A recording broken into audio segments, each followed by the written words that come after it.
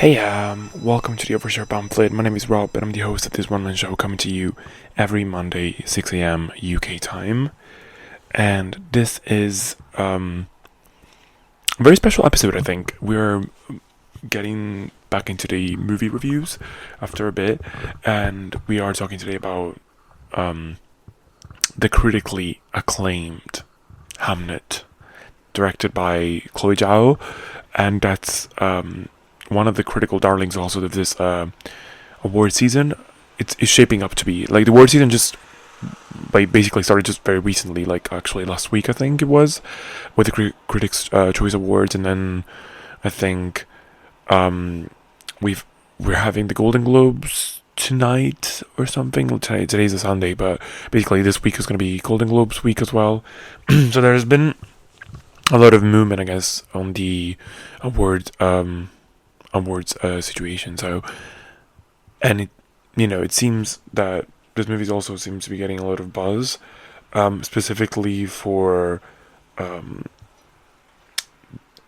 the sort of well, not necessarily the direction, maybe but because Jesse Buckley is who is performing as one of the main actresses, as the main actress basically in the movie, a leading actress, and she seems to be getting a lot of recognition for that. So consider me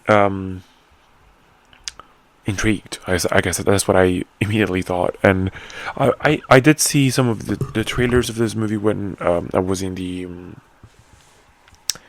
theaters for all the movies before, like a couple of months ago. So definitely it was on my radar, but I didn't know how good it was going to be or all that. So I really, just recently managed to watch it, which it's actually, I just watched it today basically, and I have not stopped thinking about it, which is really, really good. I mean, it's a good sign that the movie did a lot. I think it's not maybe like Best Picture winning in that sense. It's not going to win that. I definitely think it's nomination worthy for Best Picture for sure. But I think definitely the performances, what really like sticks out to me from this movie, whenever now that I basically watched it today, what still stays with me is the emotional tone and the way human emotions were portrayed so effectively in this movie. Like rather than being extremely complex in terms of themes in that sense, let's just say, or like something novel in terms of themes or whatever. I think what really, so rather than just the plot of the movie being ingenious or something like that, there's nothing extremely new about the plot in that sense of you know what I mean. Like it is a dramatic story basically about the loss of a child in this case, and heterosexual basically relationship, the anatomy, I guess, of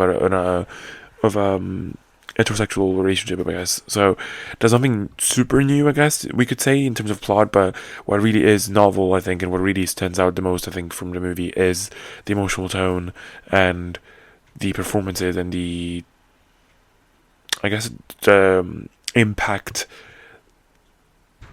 that the characters' emotions have on the watchers and on the viewers, how deeply felt it is, and of course how, and I think the most important part, I guess, is how well it translates the pain of two parents losing their child, when for example I have never had a child and I still empathized and felt every single emotion so deeply. So that's probably the strongest point of the bat, I guess, of the movie. But as usual with these type of reviews, I'm gonna go slightly through the plot line of the movie, and then I'm gonna just sort of give some sort of, I guess, guidelines on like what I think the main themes of the movies are have been like, and how well they've been portrayed, and also basically what I liked or / disliked. Fair warning, again, I just watched the movie today, so it's still pretty fresh in my mind, which is really good. That's why I wanted to do this today. But I also haven't had time, of course, as usual, to really revisit it, watch it again, or sit with it for multiple, days and weeks. So definitely, I'm sure that if I'm missing something in this review, I will discover it later on.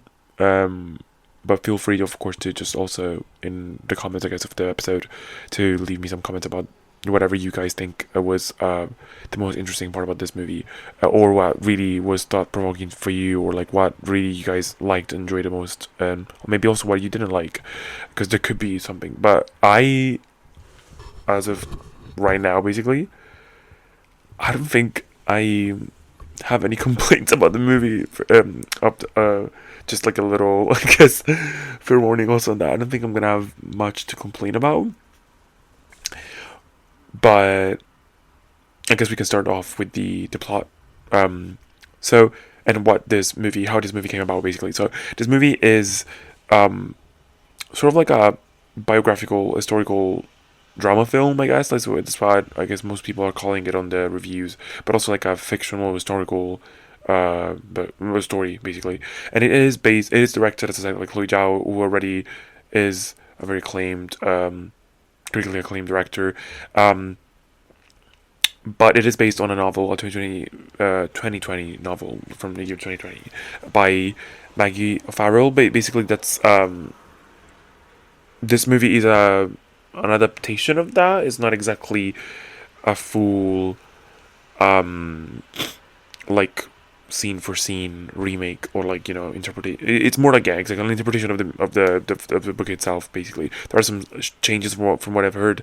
I've not read the book myself, but I've heard that some things have been changed a bit, not too much, but yeah. And the film's screenplay was co-written by the author and by Chloé Zhao. So that's a collaborative work that really makes you feel like, even if it's slightly reimagined or like slightly reworked, it's still very much approved by the original person who created it. So it is, that's already a great sign, I guess. So this sort of movie basically dramatizes, I guess that's what, like, is the full account of the story of how Hamlet, not well, the movie is called Hamnet, and it's not a typographical error, or like something to like an idea that Chloé Zhao, or like the author of the book, came up with, but it is actual is a true case of like, I think, language inheritance in a way. So there are actually some I guess evidences, I guess, where Hamlet was actually spelled as Amnet instead. So that's, I think, very smart also to call this movie like this, because it's like, it is about Hamlet, but it's also not about Hamlet, and then he sets it apart pretty nicely from other Hamlet interpretations. And so that I think the title itself works pretty well, if I have to be honest. It's really, really cool. And the movie itself is, in fact, about how Hamlet, the play, was... It's like an origin story for the play, basically, how it came about, and how William Shakespeare, who is portrayed by Paul Mescal here, how he basically came up with the play, and what events, I guess, of his private life sort of inspired him to write this play. So yeah, the two main characters for this movie are William Shakespeare, basically, and his wife, Agnes, Hathaway. So as I said already, William Shakespeare is played by Paul Mescal, and Agnes Hathaway is played by Jesse Buckley, who I would say who is the leading actress in this movie, I would say.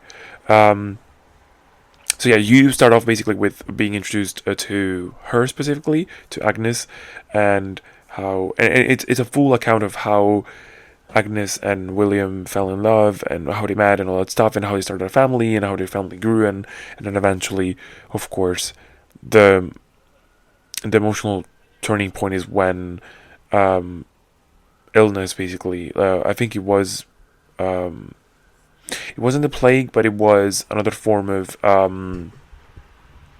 another pandemic um, basically killed one of their children. They had three children, an older daughter and two twins, a boy and a girl, and the boy's name is Hamnet. So um, that's the kid, of course, that dies, and it is sort of like the point of inspiration, quote unquote, for William Shakespeare to write Hamlet, but it's not, you know, as simple as that. It's like definitely a dramatized version of this. We it's part fiction, part historical, in that sense, and it sort of explores. The main point is to explore the relationship between Agnes and William, and how they navigated basically this tragic, very tragic loss, and how close how close they both felt, and how both people coped basically with this grief in very very different ways.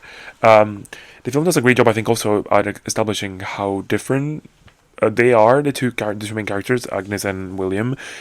Agnes is immediately, as I said, like introduced to us as a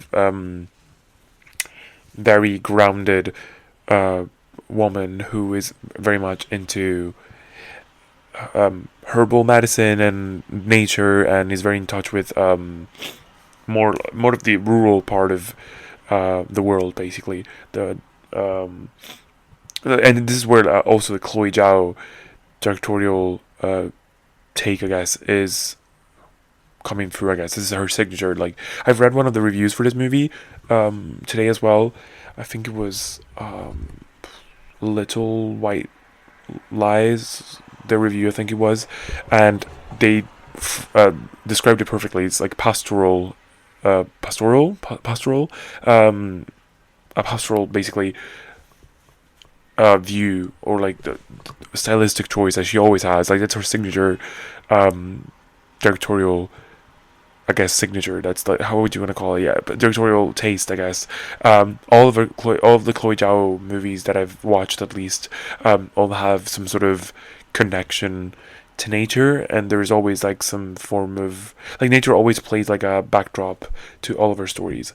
And this very pastoral view specifically, like, very uncontaminated nature, and nature being a source of both life but also death in a way, and how spiritual it is and how connected it is to our lives, basically. It's so cool. And also you can see this in The Eternals, the Marvel movie, which again is I can say very confidently one of my favorite Marvel movies ever, because it is about also their, it is about these gods, whatever, but there's also this backdrop of the nature in all of our movies. And so if you watch that, you can sort of like connect the threads, I guess, here as well. So that's really really cool. That's a stylistic choice that I always really like in her movies.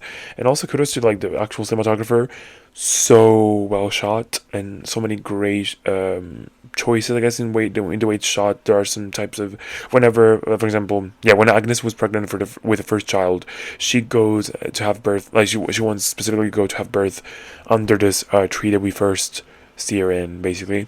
So when we follow her walking towards this tree, the camera keeps on panning forward, basically, like keeps on following a trail, basically. But because she's so fatigued, every now and then she stops, and whenever she stops, like the camera doesn't wait for her, the camera keeps going. Sometimes she gets cut out, and then she catches up walking. I don't think I've ever seen something like this before. Like, it's so cool.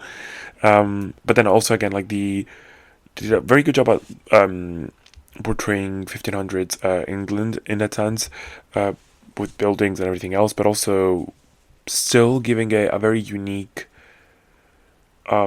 portrayal. I don't know, it's just very novelistic the way it's shot. I don't know how to explain it. Novelistic in a sense, it's like a very bucolic. Is that what we could call it? Like bucolic? Bucolic? Is that girl? This is where like my literature knowledge from Italy comes in, but I don't know if there's any word for it in English. Anyways, very idealistic, natural, rural viewpoint, I guess, comes in. It looks very. It doesn't look rough. That's what I'm saying. Like, it looks realistic, but at the same time, it looks a bit more like romanticized almost. It's very, very cool. Very, but also still very pure and very aseptic, I guess, which is very interesting. Like uncontaminated nature, basically. Very cool. So I really, really enjoyed that. So basically, yeah, you follow the entire family and how they sort of navigate through this grief, and how they both sort of actually, I would say, yeah. So because she's so grounded in nature and her village and everything else, and William is always instead completely different, being always in his mind and always thinking about things, and more escapist and less grounded and more up there in clouds, basically. They deal with emotions in a very different way. William is very troubled by the abuse that he receives from his father, and his only way of finding purpose in life is to get away from his father specifically, but also from the actual, village that he's in. So, and she, Agnes, completely understands that, and that's the beauty of this as well, is that the choice of him going to move to London, was actually something that she proposes, because she understands that he doesn't, thrive in the same environment as she thrives in, basically, right? She loves being in her rural setting in that sense, while he's very much not happy because of many different sorts of trauma attached to it. So the couple basically at some point splits after having the 3 children, and he goes to London to pursue. They don't split in terms of like marriage split. They get married and everything else. They still stay married, but they both have this agreement that he will go to London to start working there as a screenplayer and screenwriter. Screenwriter, yeah, and actor. I think at first actor, and then into like screenplaying, writing screenplays, basically. But with the whole purpose of them, the family, basically eventually moving there with him, which, spoiler alert, never happens, because again, the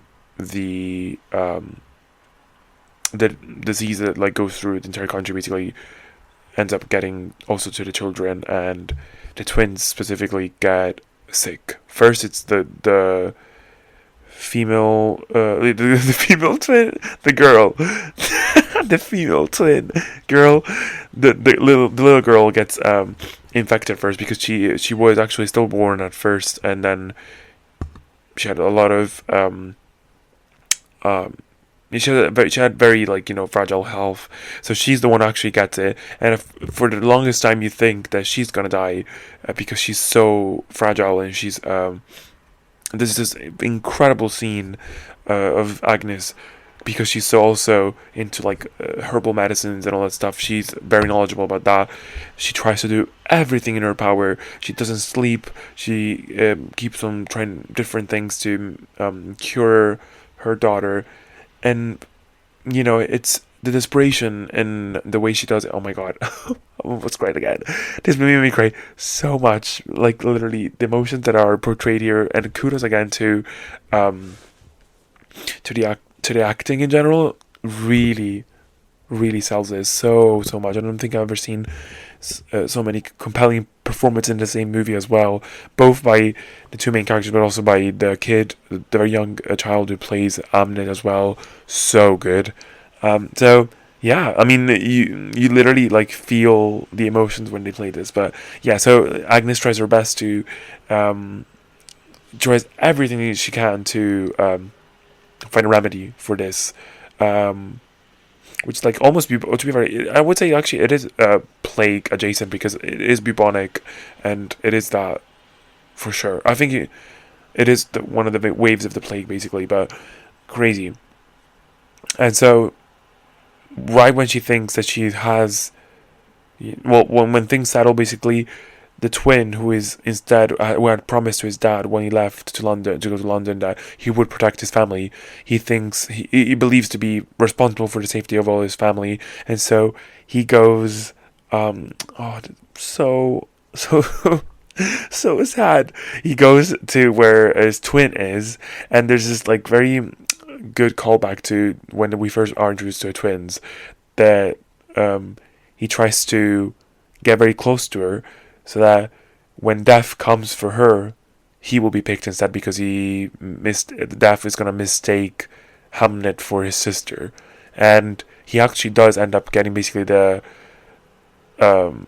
plague from his sister. She survives, but he doesn't, and of course her mom was exhausted. Their mom, who was exhausted for trying to already save one of the children, has to start over again to try and save Hamnet this time around. But unfortunately, she fails, and it's just very tragic. The child passes in convulsions as well. He's suffering, and in all this, of course, Shakespeare, William, let's call him Will. He's not there. He's in London, and he's rushing back to Stratford-upon-Avon to basically see his family, but he doesn't. He's not there when this whole shebang happens, and this is what also creates a lot of tension after the death of the child between the two parents. There's some sort of like resentment from Agnes. Because again, she's so different from William in a way, and she never wanted, she never, could see herself leaving from Stratford upon Avon. So Stratford, what?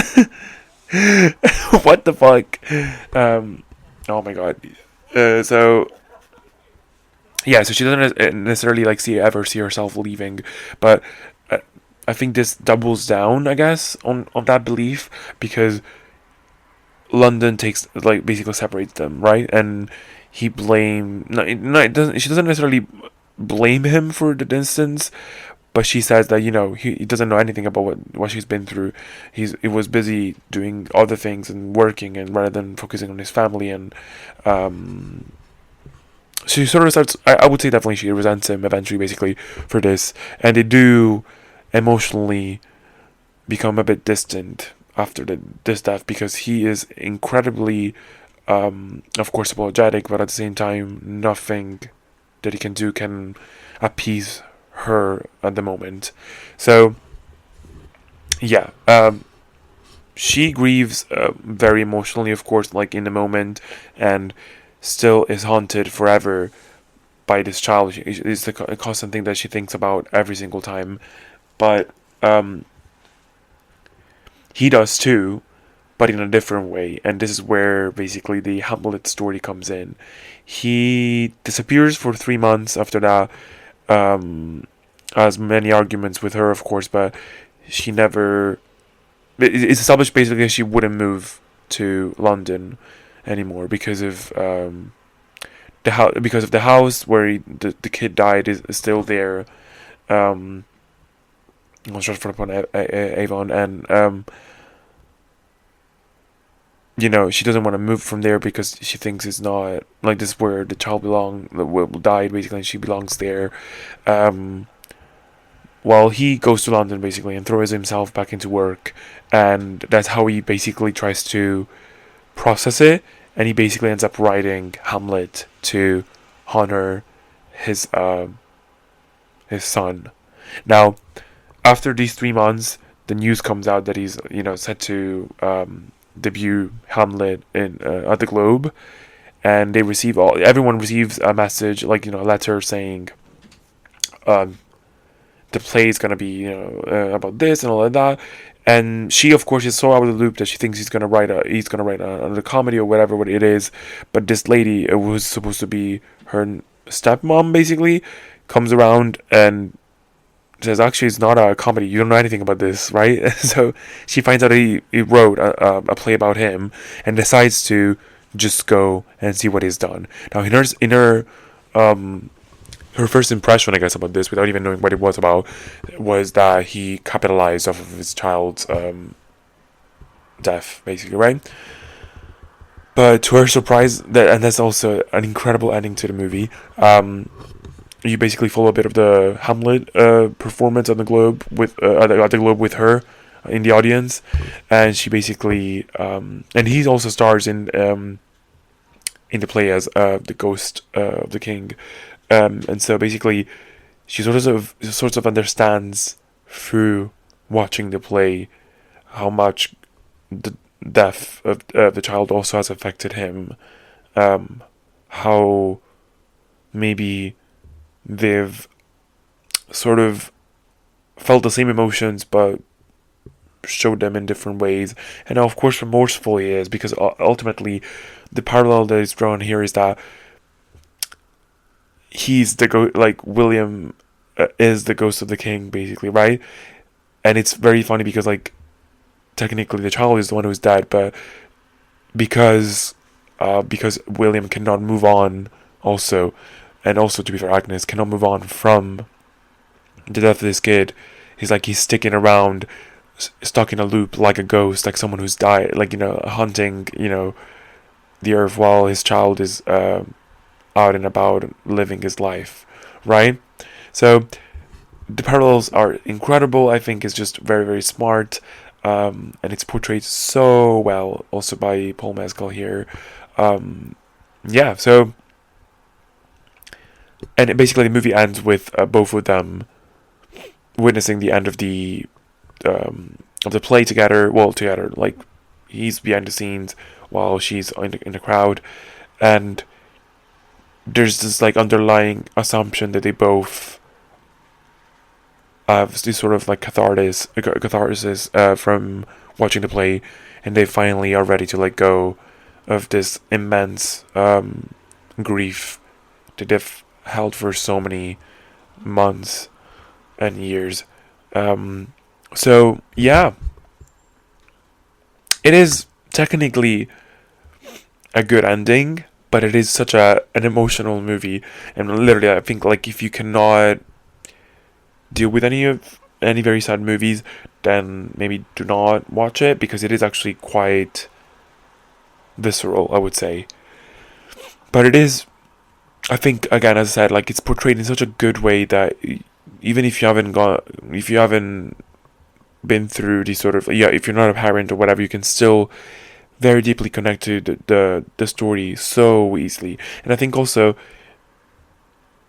there are themes here that are universal in a way. It's about death, of course, and you've all at this point probably experienced the death of someone who is very near and dear to you. Maybe not necessarily like your child in that sense, but a relative or a very close friend of yours, and how difficult it is to accept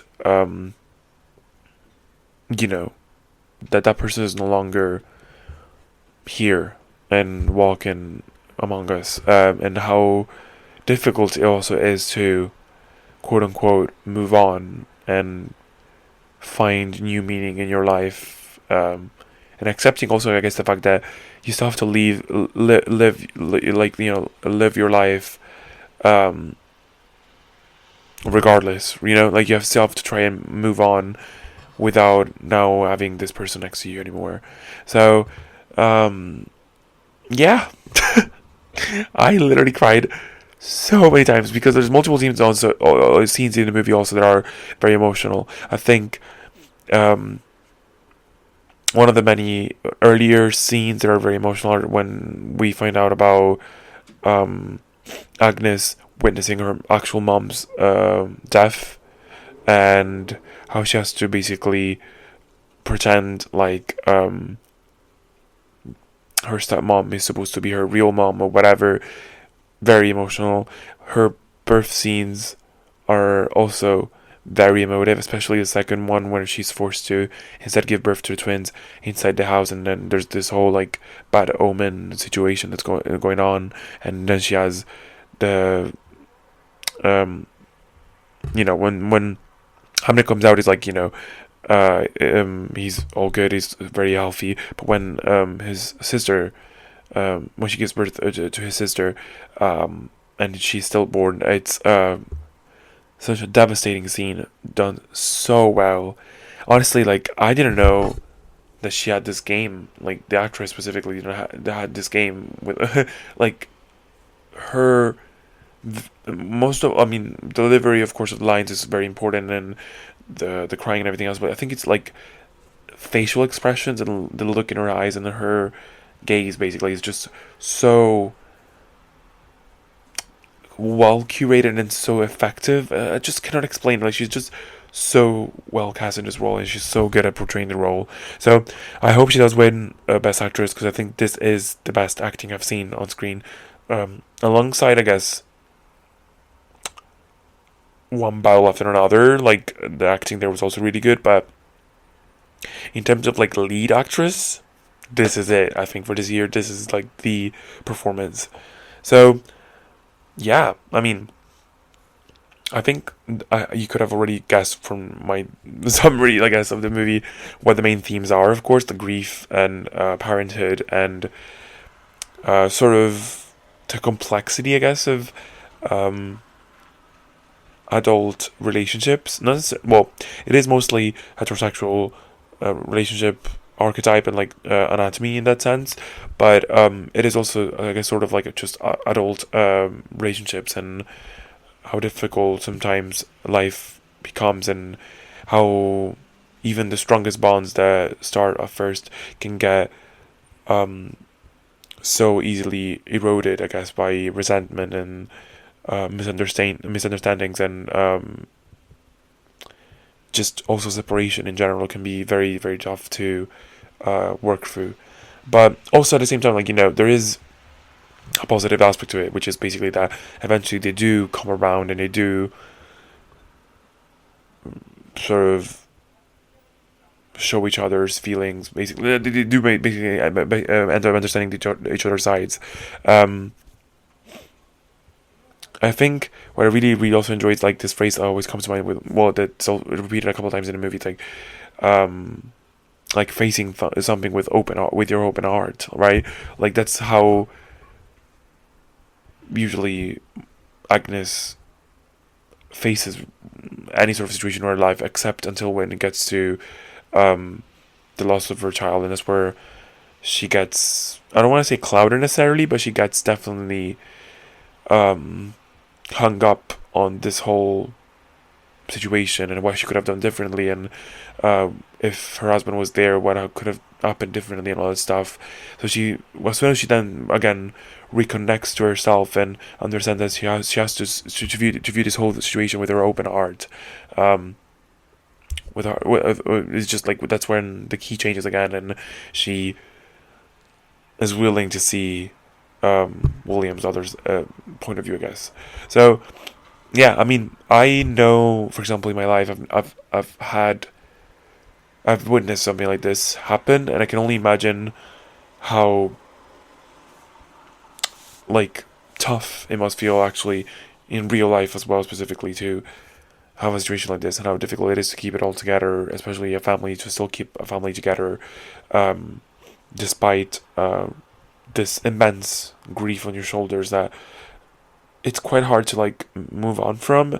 And also parental relationships are just so different. Like us, as like me, for example, that I don't have children, I can not, I can only understand half of it. I think that I cannot fully comprehend it, even because I don't have children, of course. So this very strong bond, and also the prematurity of death of a child, is just something that parents would never want, I would assume, never want to witness, because technically parents are supposed to be the ones that go first in that sense, right? And then it's their children that get to still live, but having this sort of like quote unquote unnatural thing happen to them is devastating, and it's portrayed so brilliantly by both, of course, cinematography and direction wise, but also by the acting, as I said.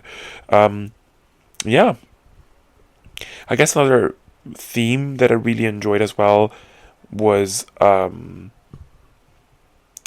sort of the like mythicalness of the story as well. Like there are multiple points in the movie. On the cops again. There are definitely multiple points in the movie where there are references to, bad omens, and multiple times Agnes is referred to as a witch of the forest or whatever, because she's so immersed in nature, and always finds herself being more at ease when she's in the rural settings. There's that. There's multiple scenes where, like, she has like this sort of, she explains to William as well that the women in her family always had this like sort of sixth sense, or like these feelings, like this vision that is not simply like physical vision, but like she sees, she has premonitions about certain things, and so I really like that. I think it's like just like a dramatized, I guess, version of maternal instinct as well, in some sort of way, and it's done so well. And I think, I also really like, of course, I said multiple times, the nature aspect of this whole movie as well. Like, so cool. Yeah, so again, I said at the beginning, I don't think I really have anything that I don't like about this movie. Like, it's just really, I cannot see anything that I would have changed. I didn't find it's 2 hours, I think, and a half maybe long. I don't see anything too wrong about being this long. I think the movie just is the story progresses pretty smoothly. You don't feel like it's a long movie, but you also don't leave the theater to think it was too short either. So I think it's just pace wise is perfect. And also just the story itself, I think, is told so brilliantly that I don't think I would have changed pretty much anything. So yeah, I mean, I think also each one of the actors were very well casted in the roles. So yeah, kudos to Chloé Zhao, literally like slaying. And I do hope for the Oscars that we do get a win in some departments for this movie, or at least we get leading actress Jesse Buckley win. I am a supporter now. I am part of the ranks of the fans of this movie. So yeah, I mean, if I've convinced you already, great, go watch it. Please do, and leave your comments and your thoughts under this episode. But if I haven't convinced you, go also look maybe at other reviews or some clips from the movie. There's plenty online. I think Universal is just reviewing the movie, so you'll see a lot around. But it is definitely worth seeing, I think. And bring a lot of tissues. I certainly did. favorite one-liner, I think, is one of the nurses that takes care of her Agnes, while like she's she's about to give birth to twins. She's like, you are to have twins, my girl. I was like, my girl. I laughed so much at that line. It was so good. But yeah, I literally like couldn't stop crying. So I definitely recommend bringing tissues, and maybe just prepare yourself mentally, because it is a tough one, but definitely worth seeing. So yeah, enjoy. I'll leave you to the sponsor, and then don't go anywhere, because we do have the songs of the week as well this week. So stay tuned.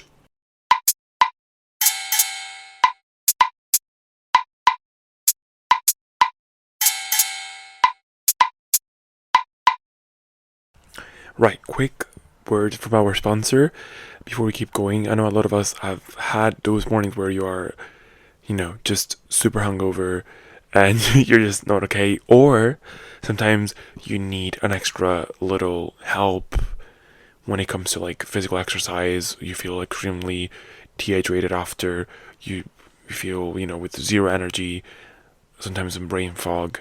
So this, especially because I am the person who does both going out and also exercising, I want to tell you more about More Labs, specifically their drink called Morning Recovery. It's actually the #1 alcohol recovery supplement in the US, and it's clinically proven to help you wake up clear-headed and refreshed. I actually also like it to, I also like to drink it after a workout, just like reset basically my body as well. It just works incredibly well.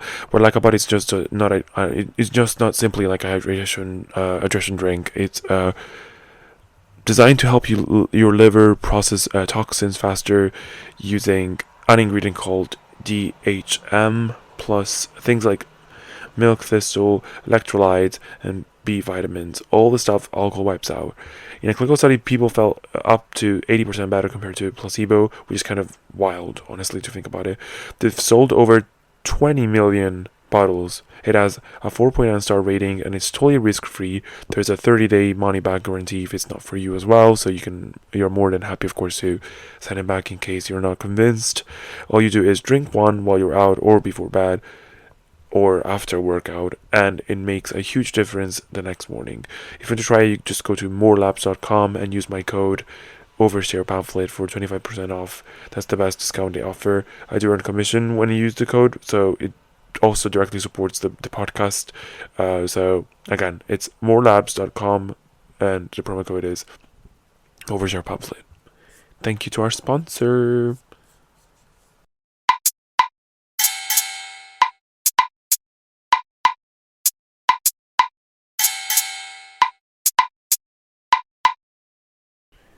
I finally have 3 songs that I really want to talk about this week. I think they're all weirdly so different from each other, but hey, this is what I've been listening to specifically this past week. So you can find these 3-track in my playlist of the month called Overshare Pamphlet. January 2026. Just search it on Spotify, you'll find it. But I have a playlist for each month that ever since I started the podcast. So, if you like to do a little bit of like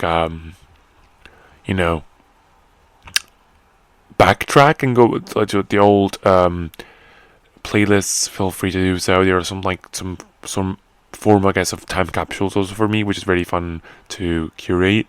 But this is what I've been listening to this week. These are the 3 songs that I've picked for this week. So, first one I have is Glitter by Ellie, I assume. This song is so early 2000s R&B, but it was released, I assume this year, I think, or end of last year. So freaking cool, like, so interesting. I just really enjoyed it because like it's such a good throwback moment. I really hope this is like something that Ali is gonna keep doing. Just the melody and the vocals are just incredible. I think overall, I like she's just the lyrics, I guess, are just very like also maybe just very 2000, to be fair. Like she just talks about how hanging out with this person is supposed to feel like glitter, like she wants it to be like glitter when we were in the club dancing, and like it's something quite surface level, I guess, in a way, but still pretty 2000 coded, I guess. And it is such a good throwback, really like old R&B song from the year 2000, like something like maybe even, to be fair, like Chris Brown could have released. Very interesting. Really, really liked it. Then I have the song from Kylie. Don't know who Kylie is. Just found out about her or them or the group, I don't know, through the song. It's called I Just Wanna. And the very interesting thing about this song is that the verses specifically feel like a cigarettes after sex song, but then the chorus, the instrumental chorus, switches into something a bit more like disco-y, I guess. Actually almost EDM, actually I would say, even, which is so interesting. So, and it definitely like it goes from very mellow to very dancey, which is so cool. So I definitely recommend seeing this, like giving it a listen. I really, really like that. And then I have I would argue like a hyperpop song by Tiffany Day called Breakup. Very like brat coded, I guess. Maybe it could be. No, well, no, actually, not really. Like, not in terms of, at least in terms of production, I think it is. Yeah, very aggressive, very cool. Breakup is very easy. It is about, what you think it is about. So very straightforward. I think what my favorite part about the song is just the pre-chorus. I think it's like this. The melody is so good. It's like, I know I'm human. Na na na na. It's just so good. So I recommend that 100%. I think it's very very cool. Very different vibes, I think, from the three songs, but I definitely recommend giving it a listen to all three of them. You won't be disappointed. And with that said, this is the end of the episode. Enjoy the week ahead. See you in the next episode. And, we got a whole dance, guys, and face January together. Because January is just not fun. Just drug in for way too long. 31 days? Fuck no. But we can just see you next week. And hopefully you survive this month. See ya.